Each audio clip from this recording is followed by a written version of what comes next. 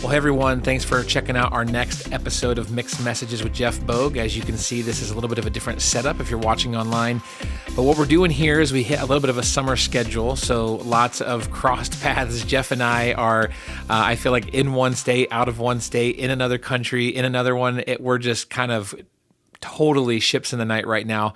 And so what we're doing this summer to wrap it up is a few episodes, taking a look back, taking a rewind, taking a look at some of our best ofs, mixed messages, and bringing them back to the forefront. Things that have been the most helpful with a lot of our listeners, and taking a few weeks here just to look at what are some of these topics, what are some of these ways that God has helped us navigate all those mixed messages around us. So sit back and enjoy one of these throwback episodes as we explore what Jesus is doing and where he's calling us in the midst of all of these different messages. Thanks a lot.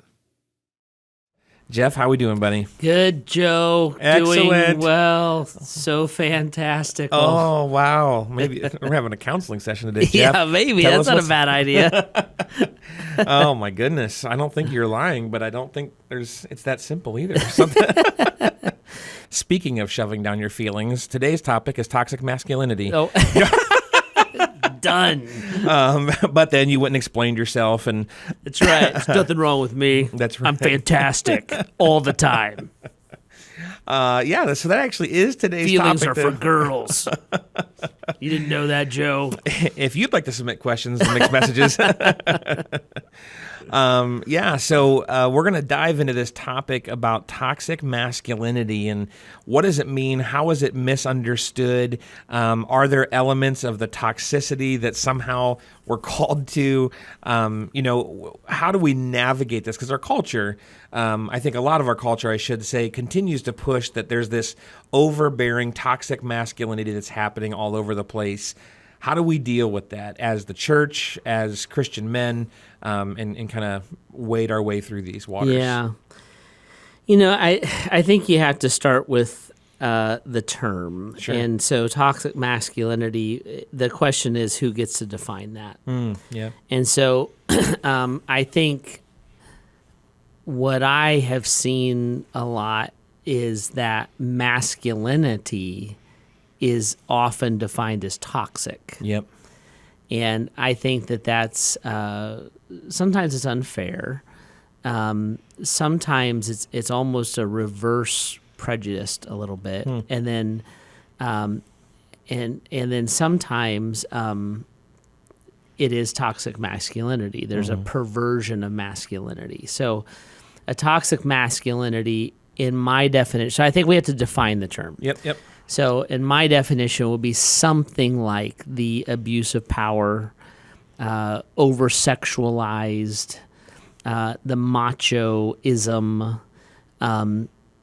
the I don't have feelings and I don't deal with them, and everything that's artistic is not manly, and that kind of stuff. So that's a toxic masculinity. And then there's variations of that. Anything abusive, anything that's lording power over someone weaker because I'm a man and you're a woman, or I'm a man and you're a child. That's the toxic side of it. I think what happens a lot of times, though, in our culture, and I'm probably going to get pushback on this, so I'm prepared, but is being a man, our culture is often feminized. And so being a man is often considered unacceptable in some arenas of our culture. And to that, I would disagree. I remember for years ago, and this is like in the 90s, like way back in the day, there was a thing going around, all men are pigs, and so it was a joke, all men are pigs, and men would say all men are pigs, and then they'd come to me and they're like, well, all men are pigs, and I would actually say, I'm not a pig. In fact, if you call me a pig, you actually really insulted my wife, because now I guess she's stupid enough she married a pig. Yeah. So I'm not a pig, I'm a man. My sex drive does not make me a pig. me viewing the world differently than my mother or my wife does not make me a pig. Me having the strength to disagree with you does not make me a pig. Me having a different emotional process than you have does not make me a pig. Yeah. And so it was interesting when 9/11 happened, which is 20 years ago now. It fascinated me that there was a push on toxic masculinity. This is not a new conversation, but then suddenly we needed men to go to war. And we were like, go be a man, go defend us, go fight for us, go protect us. And I'm like, that's interesting that now suddenly, because we need you to be manly, that we're changing the terms of the conversation. Well, it's kind of like what you were saying when you were like, we got to define the terms, because That's right. If masculinity needs at times to be described as toxic masculinity, that would certainly imply that there's a different kind of masculinity that's not toxic. But if you just throw it all together, you get confused real fast. And that's my point, right? So there's times that you want me to be masculine, right? And there's times that I go overboard with that. There's times I go underboard with that. Like I just read an article recently about an inner city school that was having fights on a regular basis. And these men, fathers, formed, I think it's called the Dad Squad or something like that. Okay. You guys can Google it. But fathers started showing up at school. There hasn't been a fight since. Right? So like what happened is men acted like men. Yeah. And they went and they're like, you know what? The problem is that there needs to be leadership and strength on display, and it suddenly settles school down. Now, I don't think that's toxic. Sure. I do think that's a very masculine response to something, and it was good and it was needed. You know, I think toxic masculinity is when I have a child or two with a woman, and I won't marry her, I won't live with her, and I won't raise my kids. Right. Yep. So she has no choice but to be a strong, aggressive mother, because your sex drive was toxic, and you will not accept the responsibilities of being a dad. I don't think that's because that woman's weak. I think it's because that man is, and that is actually the toxic part of it. Yeah. Where even if there was a divorce or you decide never to get married, if that father was actually involved, the weight it would pull off of the mom, where they're sharing that weight as opposed to having it dumped on her. So I think that is as toxic as you're a little woman, do what I tell you to do, submit to me because God said position, and using possibly my physical strength and presence, my words to control, to manipulate, and all the rest. So I think that's why that like definition matters to me, because I actually think that a big part of what's wrong in our culture is that men aren't being masculine. We're not using our strength to love and serve and help. Yeah. And I think most women would say, if you're talking about masculinity in terms of loving, serving, helping, I'm all for that. Yeah. Like, it would help me to not have to parent the children alone. It would help me to not have to be the sole spiritual leader of my house. Yeah. That would help me. Sure. If you're talking about power and control and sexual unhealthy sexuality and manipulation and abandonment, that's not just toxic masculinity, that's toxic humanity. Yep. You know, absolutely. So I'm not trying to parse a word. I'm really not. I'm not trying to dodge an issue at all, but I'm like, it really, really matters what is meant when that term is thrown out there. Yeah, that's really good because there might even be people listening right now that are having a hard time parsing the difference between the two, especially based on what they've experienced. If they've had that unhealthy person, especially in a close relationship in their life, they're going to feel a lot of those, pauses in life when it comes to dealing with other men, simply because, gosh, if that's what being a man is, I don't want nothing to do with it. Yeah, and the tragedy is most men don't have an example of a godly man in their life. I mean, statistically, that's the way it plays. Sure. And so they don't know. They've never had modeled for them when to utilize their strength, etc. And so they would say, they might think, if I'm the leader of my home, it means I have to get control of my home, and I have to make sure that my home does what I tell them to do. And I would push back, and I would say that's not what that means at all. That what it means is I'm first to sacrifice. I'll bear the weight of a difficult decision.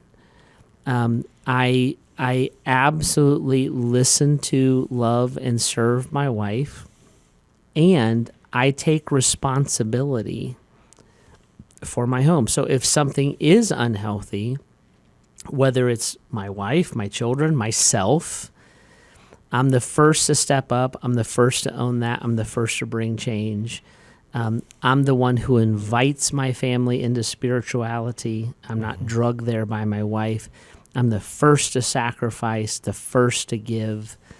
And that might be like the kids malfunctioned on mom, and dad steps in, not in anger or rage, but says, hey, honey, do you want me to handle this? Would you like us to handle it together? I'm not undercutting anybody's authority, but I'm not abandoning my wife or my children because I don't feel like dealing with it. Yeah. To me, that is a partial description of healthy masculinity. And as a man, I should be willing to bear the most weight if necessary. Yep.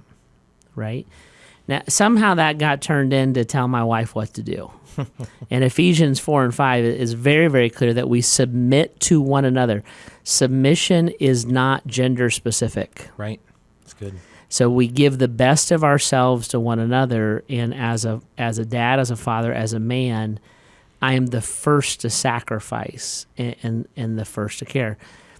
But I also see things differently. So Heidi and I have a great relationship. Heidi is a very strong, very smart, very capable, very independent individual. Mm-hmm. And by the way, I like that.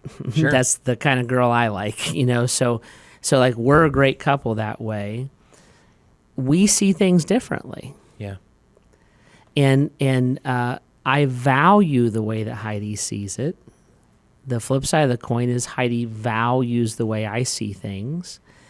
And then I would say that ultimately there are times that Heidi will say, this is my opinion. And I'm like, well, this is mine. And she'll say some version of, it's your decision, but I don't agree with you. Mm-hmm.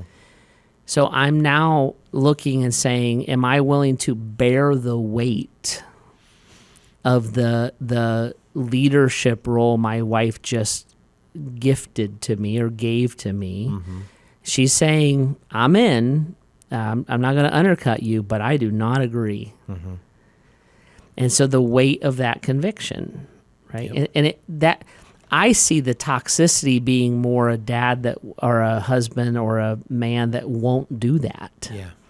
That sees something negative or painful happening in his home or in the world and stares at his phone and walks away. Right. And to me, that's the toxic part of it. But that's the way I'm defining the term. One of the things that I feel like you're saying without yet saying is that I feel like this is a leading question, Joe. It is. You gifted me that when you said I could be the host of this podcast. No, that's true. Touche. But when the leadership that happens in the home, it's something that, what are we leading to? Because if we're leading toward, we have to accomplish all these things as a family, we have to do these things as a family, or are we leading our family toward health and relationship and connection and the same elements with God? Because if it's all about the productivity, well then, hey, family, get behind me. We got stuff to do. Versus I'm trying to lead my family to be a healthy family. Yeah. And so it's a very different mindset on what that leadership and what that, in this case, manliness would mean to that husband or to that father. Yeah. I like to say that the great parental privilege is power. So I as a parent, I have authority, I have power over my children. I'm not, especially when they're children, right? I can pick a 6-year-old up and I can move them where I need to move them. Now, I can do that because they're annoying me, or I can do that because they're about ready to run into the street. Mm-hmm. But I have a strength and I have a power that they don't have. Healthy masculinity is that. I have a power, maybe it's physically, but I have a power emotionally. I have an authority that I believe is granted by God, that the husband is the head of a home. Mm-hmm. But I'm not using that to pick a 6-year-old up and throw them in the room because they're getting on my nerves. I'm using that to stop them from running into traffic.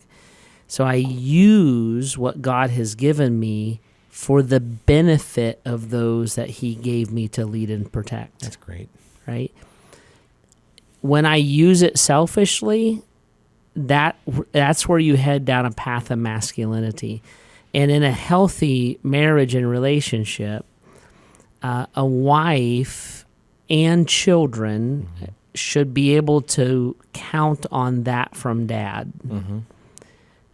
Aside from blowing it, like all of us are going to do, like dad's general disposition is he's going to use his power and his authority to benefit and to protect me. Yeah. That does not take power and authority away from a woman or a wife in this scenario. That doesn't mean Heidi doesn't have power, because Heidi has the same privilege. She has power and authority, right? What that does is say, if somebody's going to take a hit, dad's going to step to the front of the line. And I think in culture, in a healthy masculine culture, a church, a community, that's what men should be doing. Mm-hmm. And that's why on like 9/11, most of the firefighters and police officers who were lost that day were men. Not all, but most. Mm-hmm. Most of our soldiers, not all, but most, were men. We make that heroic. We're like, they use their strength. They use their power to protect and to sacrifice. They stood in the front of the line. It's not that women don't or shouldn't. This is not like men and women. It's not even a role thing. We're just talking about toxic masculinity. Right. So just two men in this conversation. I'm like, that's what that looks like. And that's what Jesus looked like. Jesus was extremely masculine. Mm-hmm. When you look at who he squared off with, and you look at what he would not back down from demons to Pharisees. Mm-hmm. He would not. The Jesus playing soccer with a child is not a real accurate portrayal of Jesus. Mm-hmm. You look at his endurance of the cross. You think about I always remember being a kid when my dad would smash his finger or something. He never cried, and I was like, "Whoa, what is that?" Well, he wasn't being macho. He was just a grown-up, Sure. And so I'm like, but I look at Jesus and I'm like, right. that was masculinity on display, given as love and service and protection and help. And so it's celebrated. Yep. You know? And we could, on another podcast, we could have this whole conversation about femininity. Sure. You know? So I think it's a really big deal. And I actually, I don't think that's always celebrated in our culture. I think what's celebrated a lot is that if men aren't going to be pigs, they need to think and act and feel like women. And I'm like, I disagree with that. Yeah. I also disagree that if you're musical and artistic, that you're not masculine.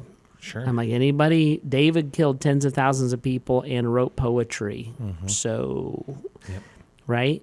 And you're talking to a musical, artistic guy. Yep. You know? So I don't think it's like hunting, fishing, killing, and everything else is some version of feminine. But all of that, our culture tries to categorize us. Mm-hmm. And I think as Christian men, we shouldn't allow ourselves to be thrown into those boxes. Yep. And if I'm looking at Jesus as my example, I'm like, yeah, he just was first in line. Yeah. I love that. And I love how Jesus does give us so many of those great examples, because even when he did, you use the playing soccer with kids motif, like Jesus understood the power that he had to invest in others. And that's another thing that you kind of addressed is like a part of being a man is making sure that you're raising up the next generation, whether it's your own children, niece, nephew, kids in your neighborhood, whatever it is, you're a part of being that healthy example for others. Yeah, and when those kids don't have father figures, to be able to trust another godly, safe man in their life is a massive thing. And I even would look at, you know what I think one of the most critical male figures in a family is the oldest brother. And I think that oldest brother sets a pace. That those siblings, because your little siblings idolize you and they will copy you. And so all you're doing is saying, I'll go first. And I'm aware that that's happening. And so I'm going to try to capture that and help them with it. I think that's a role that I think in the conversations I've had with people, and to be quite transparent, even in my own siblinghood, like I think that one's overlooked. I think that's a great challenge to continue to encourage those older brothers to look at, because it can be incredibly powerful. Yeah. And for someone that sits as the oldest in our family, you can forget it. You can kind of just go about living your life and they're just my siblings, but they've told me, I know that exists. Like, no, we look to you in those ways. Yeah. And, it's a big deal. My big brother certainly did that for me, and this is a little bit of a rabbit trail kind of, but like that's where like a toxic version of that is I'm your big brother and you're an idiot and I beat you up all the time and you're more, and a godly version of that is I'm a big brother and I invite you and I check on you and I pick you to be on my team, and you know it's the same thing. Like when you are first in line to serve, first in line to sacrifice, first in line to protect, you often wind up being first in line to lead. Yeah. And if servanthood's above you, leadership's beneath you. Mm-hmm. Yeah. You know? And so it's versions of that. It's not going to come out perfectly. But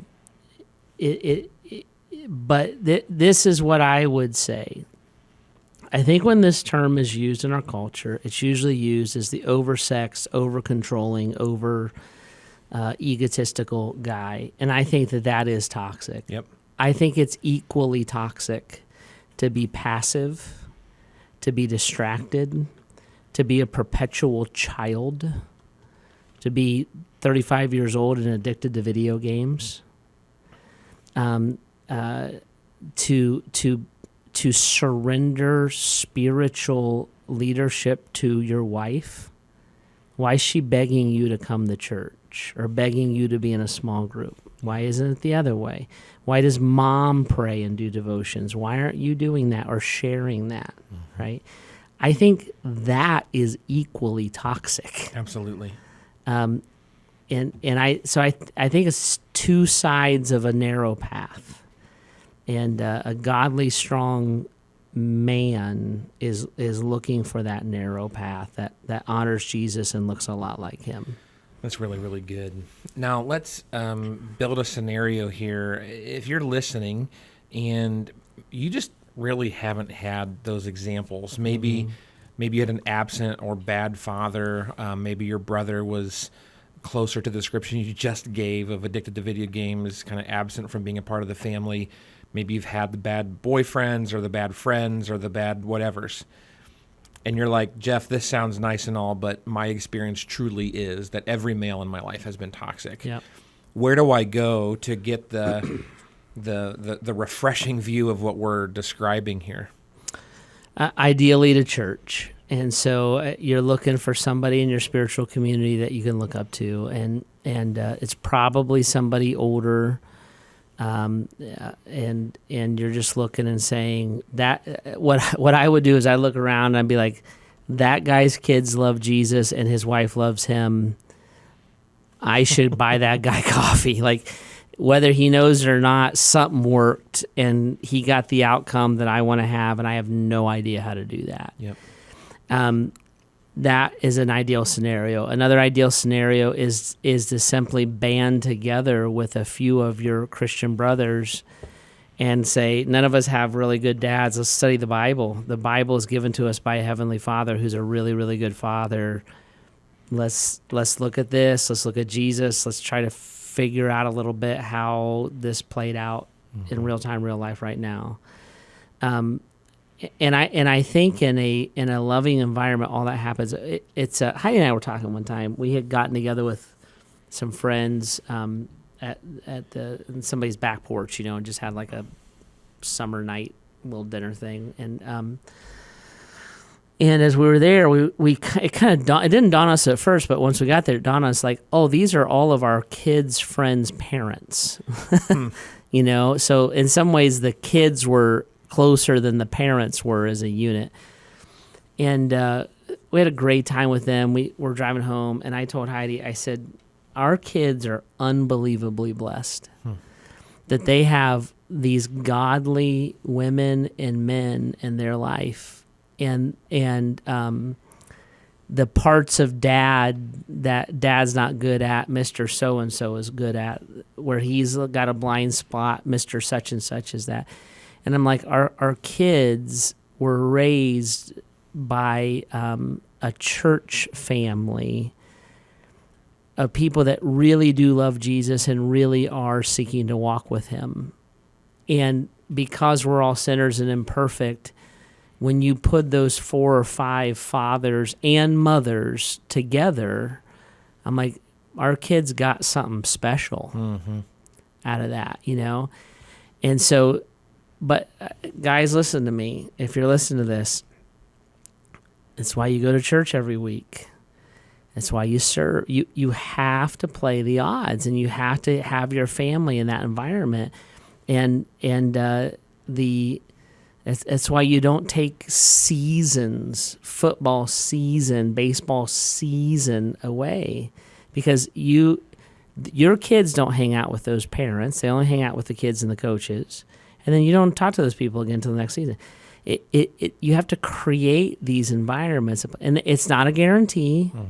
You're just playing the odds, but you're able to have your children around